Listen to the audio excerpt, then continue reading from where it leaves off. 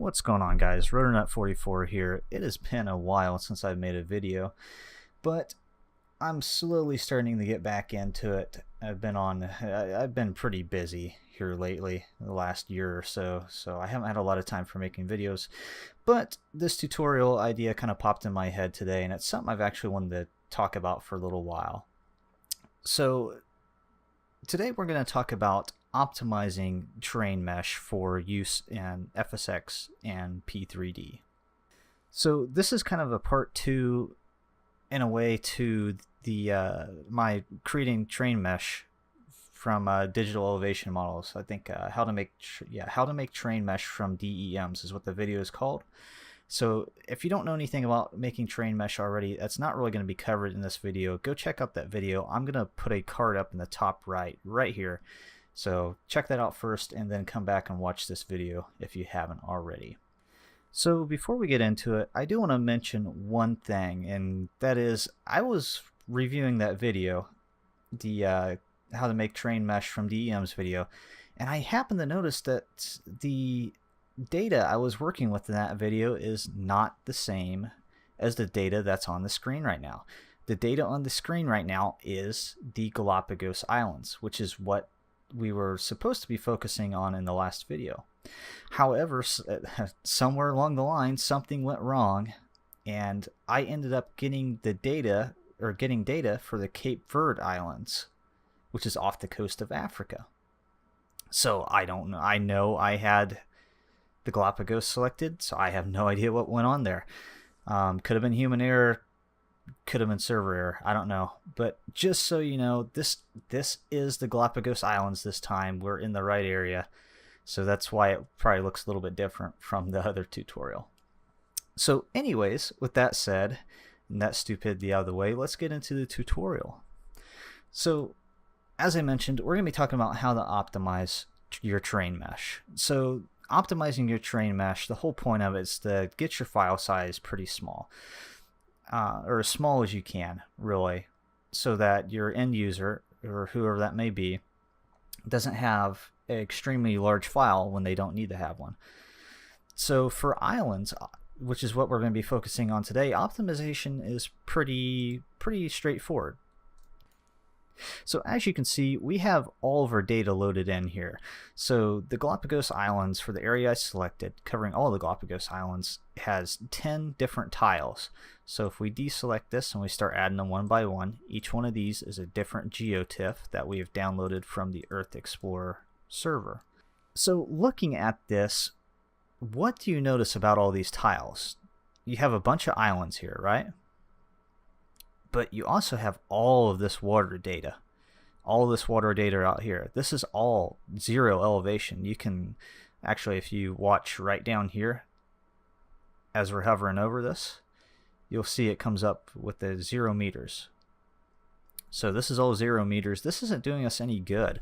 The ocean water in FSX and Prepared is already flattened, so there's no elevations there.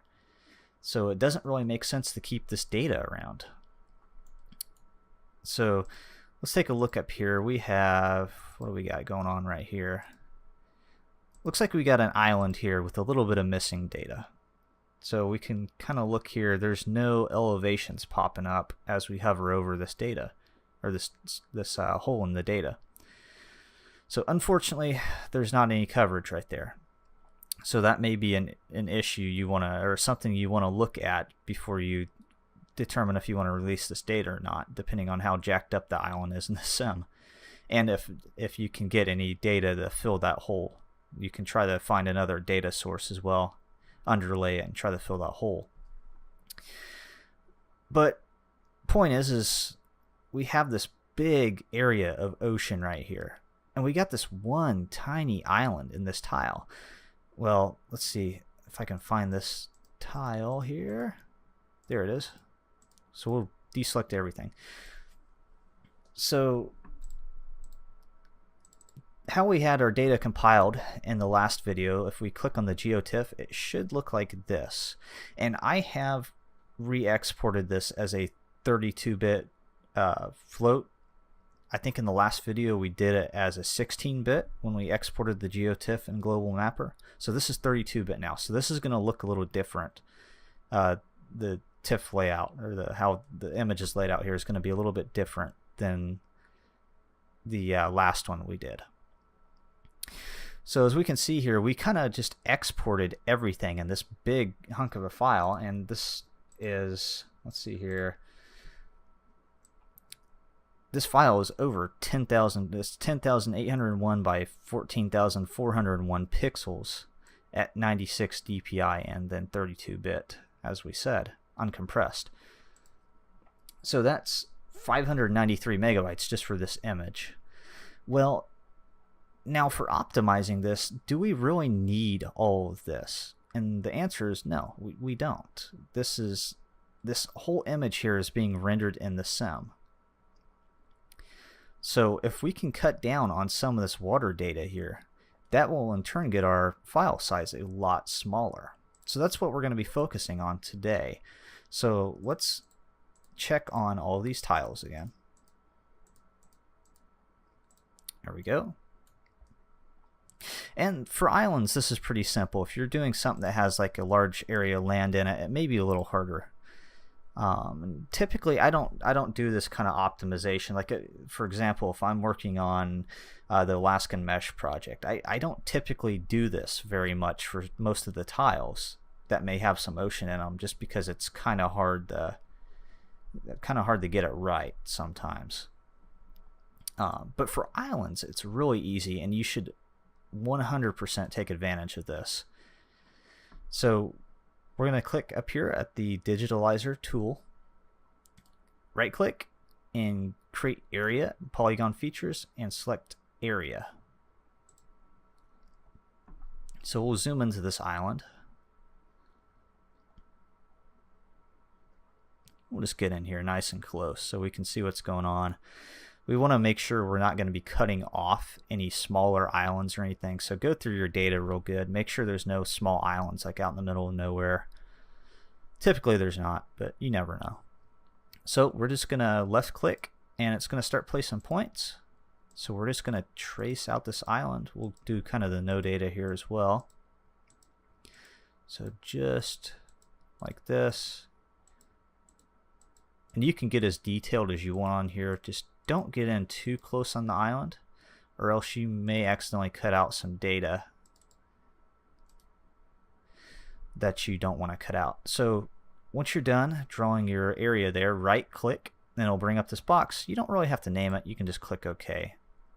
It's just going to add it to this user created features thing here, which you can check on and off, which it looks like I accidentally placed a point. So we're going to redo that real quick. So we're going to close that. Yes. Sorry. No. Close. No. Area. Here we go. So what happens, I've got used to using, I was using ADE not too long ago, and I think the close, I think it's the fence tool. Or no, it's the polygon. Sorry, the apron tool. You left click twice to close it. That's what I was doing. And this, it's right click. So right click and OK.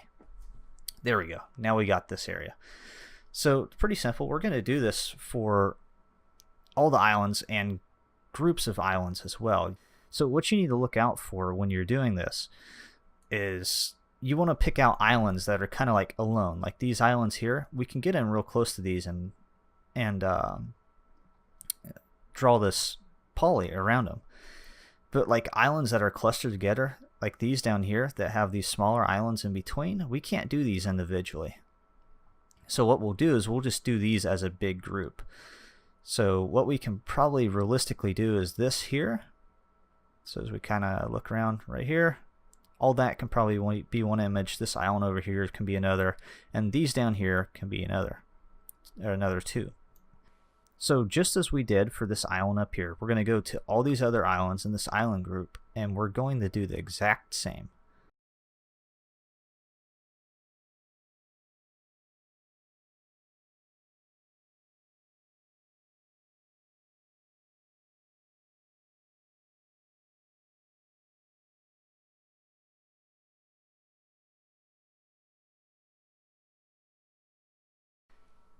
Alright, and now saving the largest area for last. So we're going to do the same thing, just go around this whole area. As I said before, you can get as detailed on this as you want. You might have noticed kind of as we're fast forwarding through here that I skipped some of the smaller islands that were close. Typically I don't do them if they're real close to the island or to another larger island. But if you really want to cut down on size, you can do that as well. But typically it doesn't knock that much more off just because it's such a small area. So we're just mostly focusing on the larger areas here. And I'm not doing this one as precise because I've had to zoom out a little bit. But even with it not being as precise as the other islands, it's still going to knock off quite a bit to our end file size. So I think those are, yeah, just wanted to check.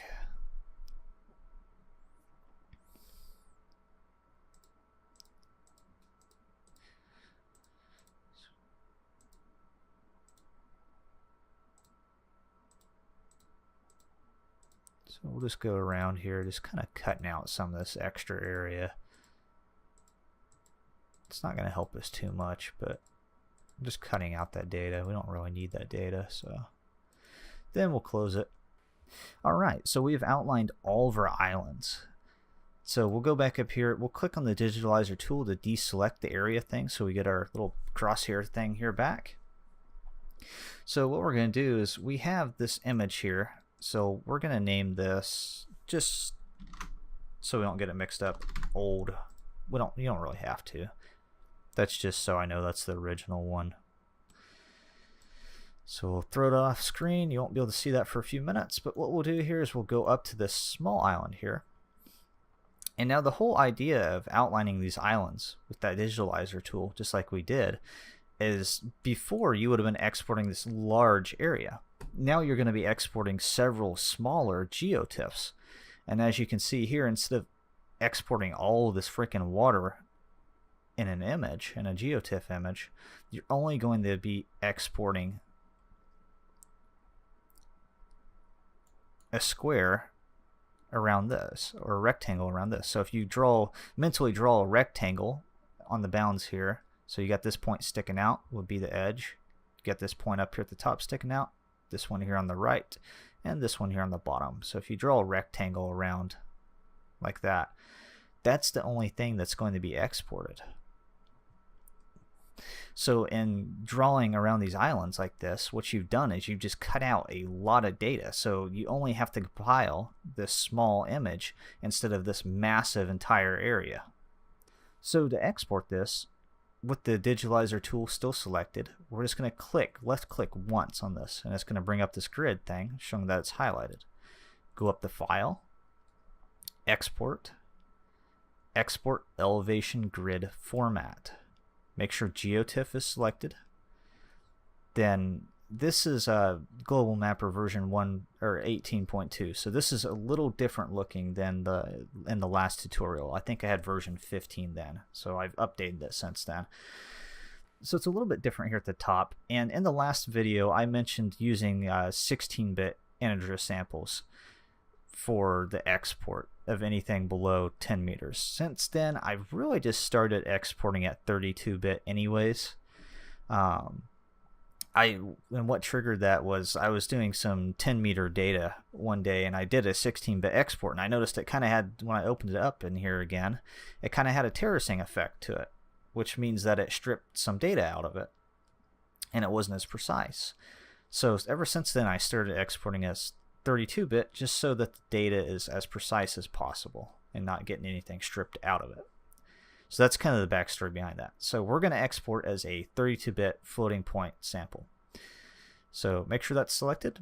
You're gonna, vertical units is going to be meters.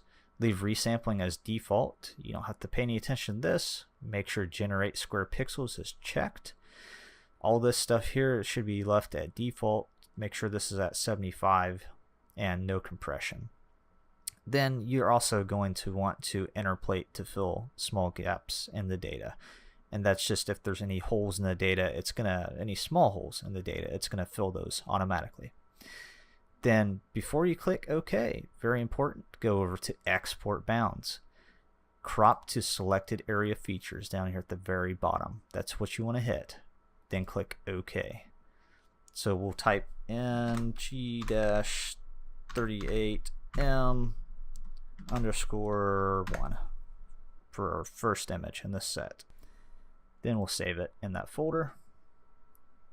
It's going to export it really fast because it's a small image. Now we can deselect that. We don't need that anymore. We'll go down here to one of our other islands. And we're going to do this for all of the islands. Same thing over for all these areas that we outlined.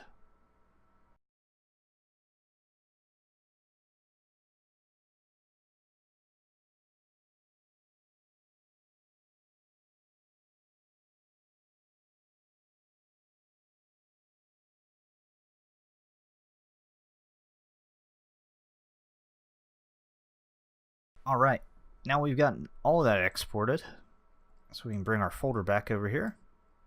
We see we got 9 TIFF files here now. So it's 107 megabytes total as compared to 593. So we've cut out a ton of data. And we can kind of click on these. This is the larger area here, and we'll see now what I was talking about. We've cut out all the excess data that we just didn't need. It was of no use to us, so we got rid of it. Alright, so let's take a look at our INF file. And we can actually close out of Global Mapper now. We don't need it anymore. We're done with it. So we got our source here at the top, and actually I don't remember off the top of my head. I don't remember what how to format for a multi-source file. So I'm going to go steal a snippet from one of my other files here. So we'll do that real quick. And we'll look at the Alaska Mesh project because I know I've used multiple sources on that. Southeast, 10 meters. Here we go. Copy. Alright, and we'll paste this right here at the top. So source, multi-source, number of sources equals, and that's going to be 9 sources. Then we'll add a 1 after our first source because that's source number 1. Then this is already formatted for the old file, so all we got to do is add the _1 _ whatever underneath it. So we'll just go here, make a copy, and we'll just do Control V 8 times. So 1, 2, 3, 4, 5, 6, 7, 8. Then we'll change all of our sources. So that goes to 2, 3, 4, 5, 6, 7, 8, 9, whatever. Just go down the line, change them. 6, 7, 8, and 9. And then I guess I could have done them both in unison, but we got to change this _1 to whatever the source number is. So _2, 3, 4.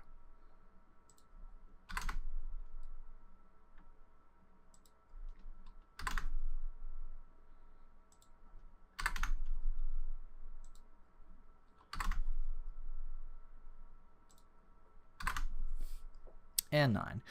All right, so that's really all we have to change here. We just had to add in the other sources for image, or 9 image sources, since we're going from 1 to 9 different sources. Everything else stays the same except for the source file. We just renamed that to match the file names. The null cell value is still the same. The minimum valid value is still the same because at sea level it's 0, so that stays at a 0. Pixels point equals 1 still. Then down here at the bottom, just because we want to compare, I'm going to actually go over to folder here, Galapagos. Let's get these other folders off my screen. Yeah, okay. And we're going to rename this file _old. Just as so we know that's the original. So we'll double check all this. It looks good. 9 sources, 38 meters. And I would highly recommend, I know I kind of left this as optional in the last video, compression quality equals 97. I would highly recommend leaving that in there. With this compression quality, it knocks quite a bit off the file size without really any difference in quality that you can notice. So I would highly recommend leaving that in there. It's just going to make your file size all that much more smaller. And then typically I just leave level detail to auto, so it automatically generates the level details that it sees fit to generate. So with that done, we're going to save it, exit out, grab our INF file here, drop it a resample, and just like that, something went wrong.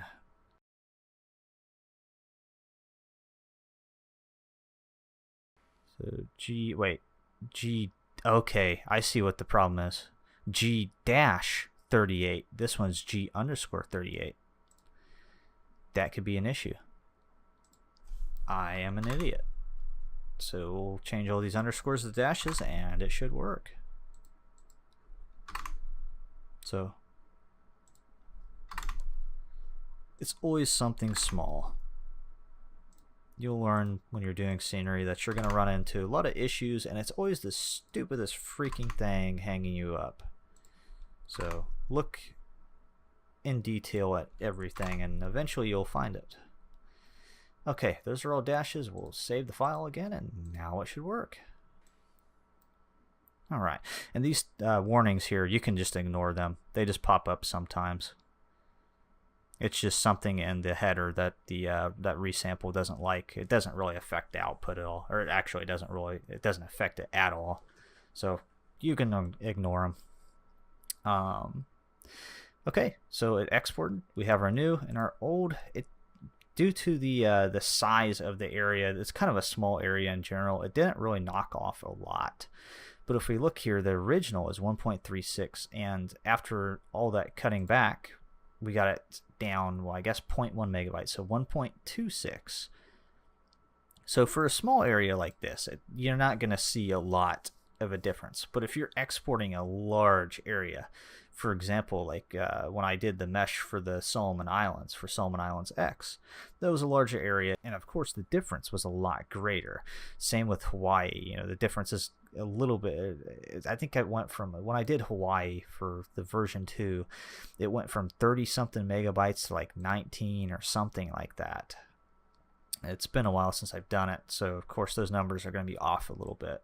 But just for smaller areas like this, the Galapagos isn't that big of an area. You're not going to see that big of a difference. But if you do it in a larger area, it's really going to cut down on the file size. And it can potentially save you a lot of memory, especially in 32-bit programs like FSX and Prepared 1 through V3. And of course in 64-bit it doesn't really matter as much, but even if you're exporting this for 64-bit, I would still do this. It's just good practice. There's no need to include all this extra data. Alright, that is it for this tutorial. If you guys have any questions, be sure to drop them in the comments down below. I will link the other video. I already threw that card up in the top right a while back in this video, but I'll put a video up here on the screen somewhere pointing back to kind of the part 1 to this, so creating the train mesh. So you can go back and review that as well. It's kind of a lengthy video. It's 30-something minutes, but if you're new to making mesh for the Sims, I would recommend giving that a watch, as I go into really good detail on that process.